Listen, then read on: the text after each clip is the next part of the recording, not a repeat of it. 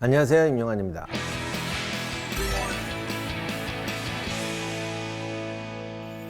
순상밀떡 사기로 만나 뵙게 됐습니다. 그래서 사실 삼국지 끝난다고 하니까 댓글에 초안지 해주세요 라는 분이 압도적으로 많았어요. 그런데 사실 초안지라는 책은 소설이죠. 물론 삼국지 연재 소설이지만 소설을 따라갈 수는 없으니까 그 초안지의 모델이 되는 사기를 이번 주제로 잡았습니다. 그런데 사실 초안지의 배경이 된 거는 사기의 뒷부분입니다. 춘추시대, 전국시대, 그 다음에 초안쟁패전까지 오는 이 긴 역사를 모두 담고 있는 책이 사기입니다. 그래서 초안지보다 사실 더 풍부한 사례를 가지고 있고 동시에 수많은 한자 성어들이 이 사례에서 나왔어요. 어떻게 보면 삼국지와는 또 다르게 역사를 바꾼 정말 중요한 인물들이 많은 곳이라 사기를 통해서 수많은 사람들의 이야기, 그들의 삶, 그들의 삶에서 건질 수 있는 교훈과 에피소드에 대한 재해석, 그리고 그 에피소드의 의미를 찾아보도록 하겠습니다.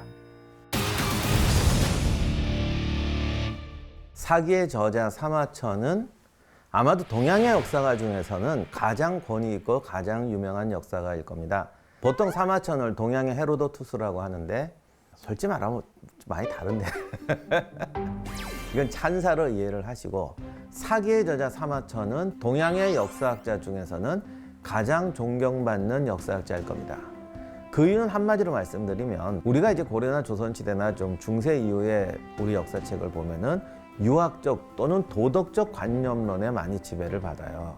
심지어는 그냥 시작할 때부터 얘는 나쁜 놈이야, 얘는 좋은 사람이야, 딱 찍어놓고 들어가거든요. 그런데 사마천은 확실히 모든 것을 대단히 현실적으로 봅니다. 이분이 그렇다고 유학을 부정하거나 예의범절 이런 거 안 따지는 그런 분은 아닙니다. 그러나 그럼에도 불구하고 이분은 상당히 현실적인 관점에서 보죠.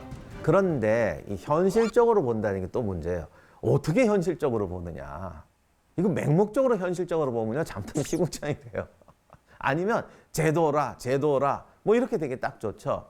현실적으로 본다고 해도 어떤 가치가 있는 경우도 있고요. 아니면 사상적 배경. 뭐 요즘 말로 하면 사회주의적이냐, 자본주의적이냐, 뭐는 또 어떤 뭐 실리적이냐, 뭐 여러 가지가 있습니다. 서양 사람들도 사마천을 되게 독특하게 보는 이유 중에 하나는 이분은 관료였거든요. 그러니까 현실적으로 보는데 국가라는 좀 큰 틀에서 봐요. 굳이 서양하고 비교하면 생동감, 욕망, 뭐 좀 이렇게 사람의 어떤 정말 그 잔인한 면까지 드러나는 이런 거는 좀 순화가 되지만, 국가와 사회를 위해서 움직일 땐 어떤 제도 속에서 어떤 미덕과 가치관이 필요한가, 이런 부분에 대해서는 오히려 서양에서 따라올 수 없는 굉장히 폭넓은 통찰력을 보여줍니다. 그리고 또 사마천의 중요한 매력 중에 하나가 서구 역사책은 좀 줄줄이 설명하거든요. 연설을 했다, 촥 한마디로 탁 함축적으로 씁니다. 그게 뭐가 좋은 거예요? 사료 뭐 이렇게 풍부하지 않잖아요. 그런 면도 있는데 배경이나 이런 걸 알아야 이해할 수 있는 말을 굉장히 함축적으로 던집니다. 그러다 보니까 후세 사람들이 다양한 해석이 나오는데, 그러니까 제가 한번 조사를 해봤더니 사기 주석, 그러니까 사기로 보는 뭐 경영학 이런 책이 500종이 넘는다고. 우리나라에서 나온 것만. 그러니까 그게 좋다 나쁘다를 떠나서 그만큼 다양한 해석을 할 수 있는 여지를 준다는 거죠. 그런 점에서 사마천의 사기는 상당히 독특한 특징과 풍부한 의미를 가진 책입니다. 자, 그러면 오늘부터 사마천의 세계, 좋게 말하면 뛰어난 통찰, 나쁘게 말하면 암호문의 세계로 들어가 보도록 하겠습니다. 순상밀떡 사기, 오늘 첫 번째는 백이숙제입니다.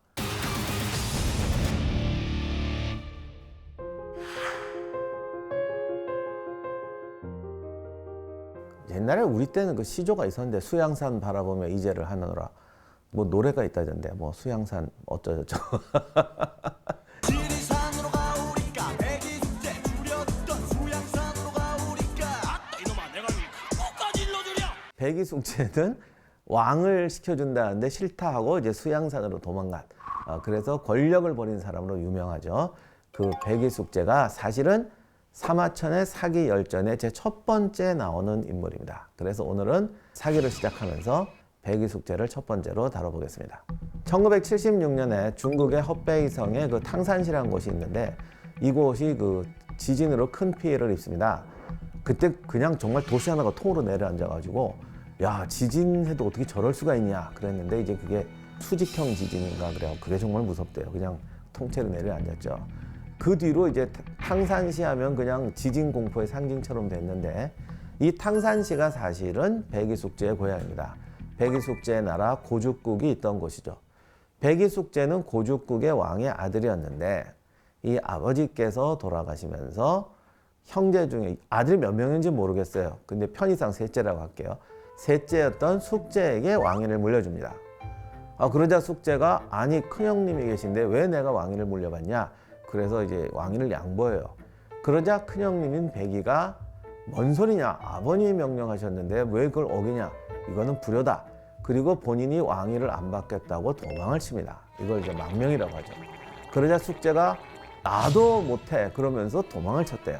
그렇게 되니까 사람들이 이제 할 수 없이 백이와 숙제 사이에 있던 둘째를 왕으로 모셨다. 그래서 백이와 숙제는 함께, 근데 여기서 함께가 중요해요. 함께 이제 망명을 떠납니다. 두 형제가 망명해서 도착한 곳이 시안시 근처에 있는 이제 주나라 땅으로까지 도망을 갑니다.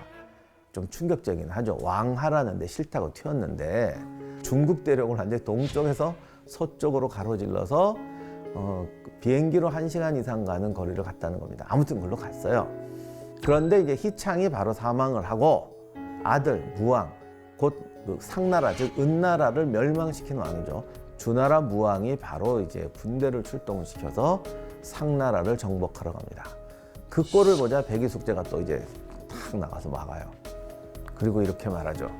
아버님이 돌아가셨는데 장례도 안 치르고 지금 군대를 일으키는 게 이게 옳은 일이냐? 당신이 신하인데 당신은 이제 봉건제니까 상나라가 이제 천제고 그 밑에 제후들이 죽이 있거든요. 주나라는 상나라 밑에 제후니까. 그러니까 제후가 이제 왕을 공격하는 거니까 이러면 이건 인이 아니다. 그랬더니 주변에 있던 신하들이 죽이려고 하는데 또 그 유명한 보통 강태공이라고 하는데 왜 고든 바늘로 낚시했다고 유명하신 강태공이 저 사람도 훌륭한 사람이니까 살려줘. 이래가지고 이제 안 죽고 살아났다는 얘기입니다. 그런데 이제 주나라가 무왕이 상나라를 멸망시키고 황제가 되니까 백이숙제는 주나라의 양식을 우리는 먹을 수 없다. 그래서 수양산이라는 곳으로 들어갑니다. 그곳에서 고사리를 캐먹고 살다가 굶어 죽었다고 합니다. 이게 여담인데 황해도 해주에 수양산이라는 곳이 있대요. 그래서 이제 해주에서 세종실록 지리지 보면 해주가 바로 백이숙제가 죽은 곳이다. 그리고 해주가 고죽국이었다. 뭐 이런 또 전설이 있다고 합니다. 해주 수양산에 못 가봤는데 하여간 뭐 그렇대요. 그래서 백이숙제가 우리나라로 왔다. 뭐 이런 얘기도 꽤 많이 있습니다. 그런데 이 얘기를 하면 이런 질문이 나옵니다. 아니 주나라 양식을 안 먹겠다고 수양산에 들어갔다고 하는데 뭐 수양산은 주나라 땅 아니냐. 이게 뭐 히말라야로 망명했다면 얘기가 되지만 거기가 거긴데 거기서 고사리 캐먹으면 뭐 그건 주나라 곡식 아니냐. 뭐 이런 얘기 의문이 들잖아요. 저도 어릴 때 그런 생각했어요. 그래서 나중에 이제 이런 이야기가 생겨요. 백이숙제가 거기 있는데 뭐 어린 나물 캐던 소녀라는 말도 있고 뭐 어떤 사람이 와서 당신 왜 여기 있습니까? 그랬더니 우리는 의리를 지켜서 주나라 양식을 안 먹으려고 홍태 그랬더니 뭐 이건 주나라 땅 거 아니에요? 그 말을 듣고 백이숙제가 크게 깨달아서 이제 굶어도 돌아가셨다라는 얘기예요. 근데 이것도 가만히 보면 아니 한나라 왕으로까지 추대됐던 양반이 그런 생각 못했다는 것도 이것도 웃기는 얘기잖아요. 그래갖고 이게 또 얘가 낳고 파생돼 갖고 뭐 별 얘기가 다 있는데 주나라 양식을 먹지 않겠다는 게 주나라 땅에 있는 아무것도 안 먹겠다 이런 뜻이 아니고 그분들이 농사 짓고 사는 분이 아니잖아요. 그리고 그쪽 땅에 망명했다고 저기 무슨 저 빈민구호소에 사시는 게 아니라고. 옛날에는 신분이 있으면 그에 맞는 대우를 해줘요. 그러니까 망명을 해도 최소한 제후, 영주 이렇게는 사는 겁니다. 그래서 주나라 양식을 먹지 않겠다는 건 내가 이 나라에서 이 정도 신분적 대우를 받으면서 내 땅에서 거둔 조세인데 그 상대방 인정을 해줘야 되니까 내가 이 나라에서 이런 귀족으로 살지 않겠다 이런 뜻입니다. 그러니까 수양산에 가도 정말 산속 오두막에 깡촌에 가서 고사리를 캐는 게 아니라 요즘식으로 말하면 대도시에 계시던 분이 어디 산속에 그 무슨 촌에 가셨다. 요즘 많던데 그 산에 가면. 지난번에 캐슬어택 갔더니 충주호에 그 전원주택 단지 있던데 그런 데 가셨다는 것이. 그래도 그거 불편하잖아요. 그 식사 한번 하시려면 멀리 나가야 되고.